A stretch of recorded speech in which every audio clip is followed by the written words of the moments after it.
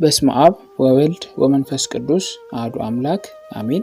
የልዑል እግዚአብሔር ቤተሰቦች የእናታችን የቅድስት ድንግል ማርያም ወዳጆች እንደምን ቆያችሁ?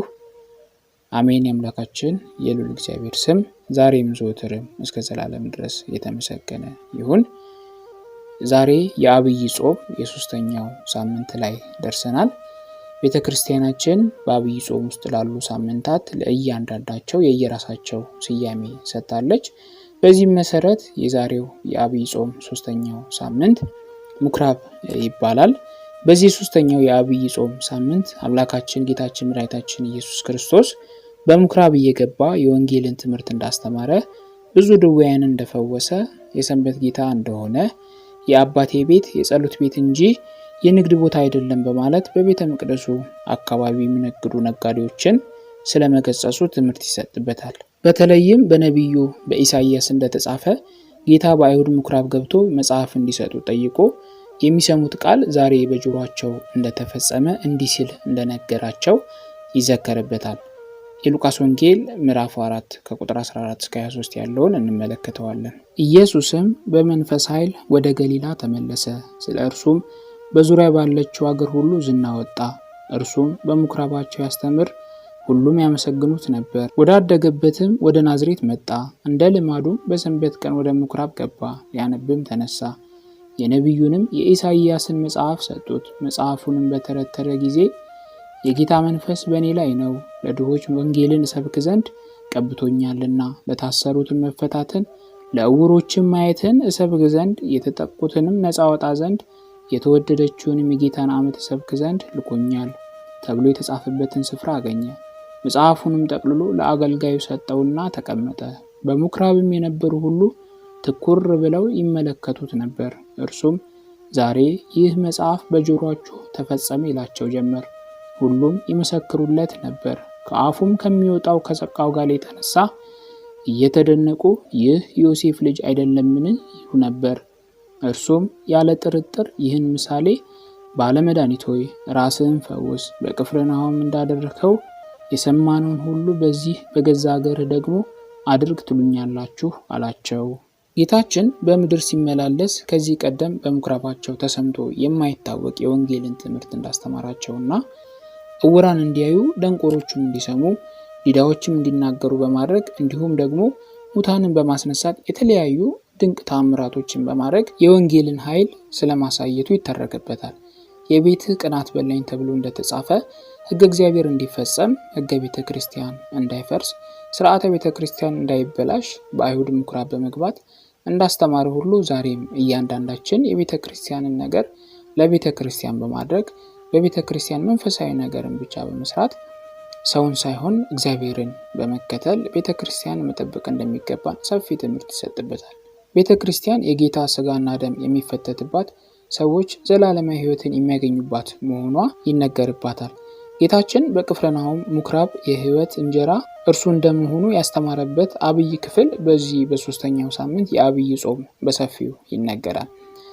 አይሁድ የእውነትን ቃል ሰምተው አንገታቸውን እንዳደነደኑ ስጋዬን የበላ ደሜን የጠጣ የዘላለም ሕይወት አለው በሚለው የጌታ ትምህርት እንዴት ሊሆን ይችላል በማለት ማጉረምረማቸው በዚሁ ክፍል አብሮ ተጠቃሽ ነው።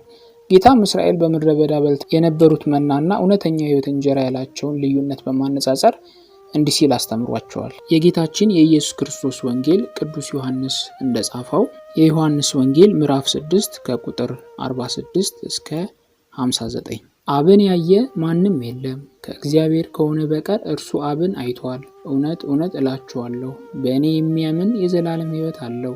የሕይወት እንጀራ እኔ ነኝ። አባቶቻቸው በምድረ በዳ መና በሉ ሞቱም። ሰው ከእርሱ በልቶ እንዳይሞት ከሰማይ አሁን የወረደ እንጀራ ይህ ነው። ከሰማይ የወረደ ሕያው እንጀራ እኔ ነኝ። ሰው ከዚህ እንጀራ ቢበላ ለዘላለም ይኖራል። እኔም ስለ ዓለም ሕይወት የምሰጠው እንጀራ ሥጋዬ ነው። እንግዲህ አይሁድ ይህ ሰው ሥጋውን ልንበላ ይሰጠን ዘንድ እንዴት ይችላል ብለው እርስ በርሳቸው ተከራከሩ። ስለዚህ ኢየሱስ እንዲህ አላቸው፣ እውነት እውነት እላችኋለሁ የሰውን ልጅ ሥጋ ካልበላችሁ ደሙንም ካልጠጣችሁ በራሳችሁ ሕይወት የላችሁ። ሥጋዬን የሚበላ ደሜንም የሚጠጣ የዘላለም ሕይወት አለው፣ እኔም በመጨረሻው ቀን አስነሳዋለሁ።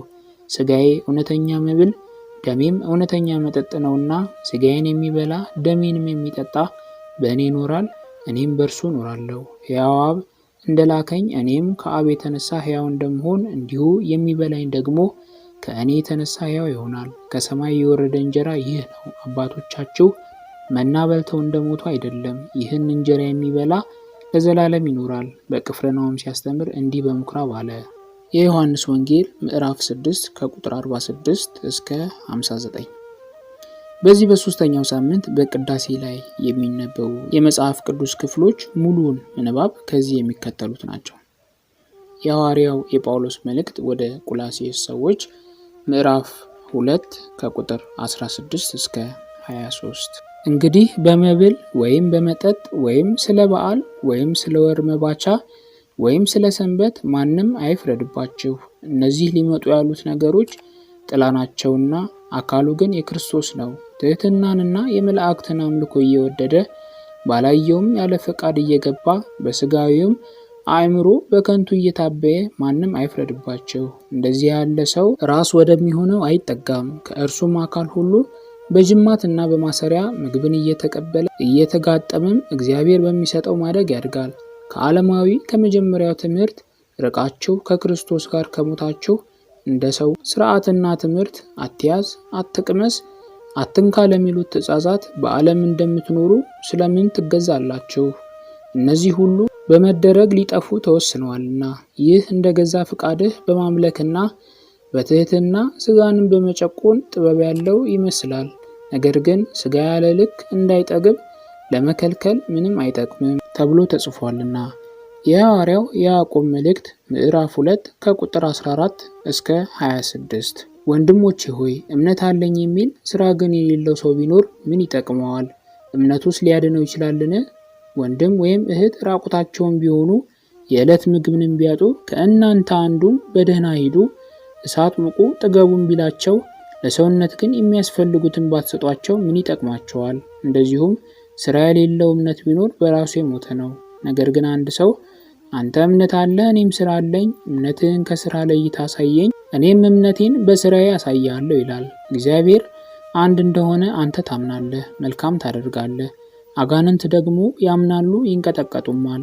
አንተ ከንቱ ሰው እምነት ከሥራ ተለይቶ የሞተ መሆኑን ልታውቅ ትወዳለህን? አባታችን አብርሃም ልጁን ይስሐቅን በመሠዊያ ባቀረበ ጊዜ በሥራ የጸደቀ አልነበረምን? እምነት ከሥራው ጋር አብሮ ያደርግ እንደነበረ በሥራውም እምነት እንደተፈጸመ ትመለከታለህን? መጽሐፍም አብርሃምም እግዚአብሔርን አመነ ጽድቅም ሆኖ ተቆጠረለት ያለው ተፈጸመ፣ የእግዚአብሔርም ወዳጅ ተባለ። ሰው በእምነት ብቻ ሳይሆን በሥራ እንዲጸድቅ ታያላችሁ። እንደዚሁም ጋለሞታይቱ ረዓብ ደግሞ መልእክተኞቹን ተቀብላ በሌላ መንገድ በሰደደቻቸው ጊዜ በሥራ አልጸደቀችምን? ከነፍስ የተለየ ሥጋ የሞተ እንደሆነ እንዲሁ ደግሞ ከሥራ የተለየ እምነት የሞተ ነው። የሐዋርያት ሥራ ምዕራፍ 10 ከቁጥር 1 እስከ 9። በቂሳሪያም ኢጣሊቄ ለሚሉት ጭፍራ የመቶ አለቃ የሆነ ቀርኔሊዮስ የሚሉት አንድ ሰው ነበረ። እርሱም ከቤተሰቦቹ ሁሉ ጋር እግዚአብሔርን የሚያመልክና የሚፈራ ለሕዝብም እጅግ ምጽዋት የሚያደርግ ወደ እግዚአብሔርም ሁልጊዜ የሚጸልይ ነበረ። ከቀኑም 9 ሰዓት ያህል ቀርኔሊዮስ ሆይ የሚል እግዚአብሔር መልአክ ወደ እርሱ ሲገባ በራእይ በግልጥ አየው። እርሱም ትኩር ብሎ ሲመለከተው ደንግጦ ጌታ ሆይ ምንድን ነው አለ። መልአኩም አለው ጸሎትህና ምጽዋትህ በእግዚአብሔር ፊት ለመታሰቢያ እንዲሆን አረገ። አሁንም ወደ ኢዮጴ ሰዎችን ልከህ ጴጥሮስ የሚባለውን ስምዖንን አስመጣ። እርሱ ቤቱ በባህር አጠገብ ባለው በቁርበት ፋቂው በስምዖን ዘንድ በእንግድነት ተቀምጧል። ልታደርገው የሚገባህን እርሱ ይነግርሃል። የተናገረውን መልአክ በሄደ ጊዜ ከሎሌዎቹ ሁለቱን ከማይለዩትም ጭፍሮች እግዚአብሔርን የሚያመልክ አንዱን ወታደር ጠርቶ ነገሩን ሁሉ ተረከላቸው። ወደ ኢዮጴም ላካቸው። እነርሱም በነገው ሲሄዱ ወደ ከተማም ሲቀርቡ ጴጥሮስ በ6 ሰዓት ያህል ይጸልይ ዘንድ ወደ ጣራው ወጣ። የዮሐንስ ወንጌል ምዕራፍ 2 ከቁጥር 12 እስከ 25። ከዚህ በኋላ ከእናቱና ከወንድሞቹ ከደቀ መዛሙርቱም ጋር ወደ ቅፍርናሆም ወረደ። በዚያም ጥቂት ቀን ኖሩ። የአይሁድ ፋሲካም ቀርቦ ነበር። ኢየሱስም ወደ ኢየሩሳሌም መጣ። በመቅደስም በሬዎችንና በጎችን እርግቦችንም የሚሸጡትን ገንዘብ ለዋጮችንም ተቀምጦ አገኘ። የገመድም ጅራፍ አበጅቶ ሁሉን በጎችንም በሬዎችንም ከመቅደስ አወጣቸው። የለዋጮችንም ገንዘብ አፈሰሰ፣ ገበታዎቻቸውንም ገለበጠ። እርግብ ሻጮችንም ይህን ከዚህ ውሰዱ፣ የአባቴን ቤት የንግድ ቤት አታድርጉት አላቸው። ደቀ መዛሙርቱም የቤትህ ቅናት ይበላኛል ተብሎ እንደተጻፈ አሰቡ። ስለዚህ አይሁድ መልሰው ይህን ስለምታደርግ ምን ምልክት ታሳየናለህ አሉት። ኢየሱስም መልሶ ይህን ቤተ መቅደስ አፍርሱት፣ በ3 ቀን አነሳዋለሁ አላቸው። ስለዚህ አይሁድ ይህ ቤተ መቅደስ ከ46 ዓመት ጀምሮ ይሰራ ነበር፣ አንተስ በ3 ቀን ታነሳዋለህን አሉት። እርሱ ግን ስለ ሰውነቱ ቤተ መቅደስ ይል ነበር። ስለዚህ ከሙታን ከተነሳ በኋላ ደቀ መዛሙርቱ ይህን እንደተናገረ አሰቡና መጽሐፍና ኢየሱስ የተናገረውን ቃል አመኑ።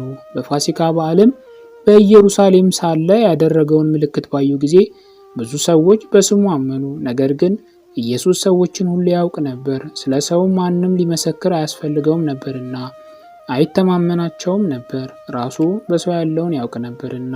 የሰማነውን በልቦናችን ያሳድርብን። ወስብሐት ለእግዚአብሔር።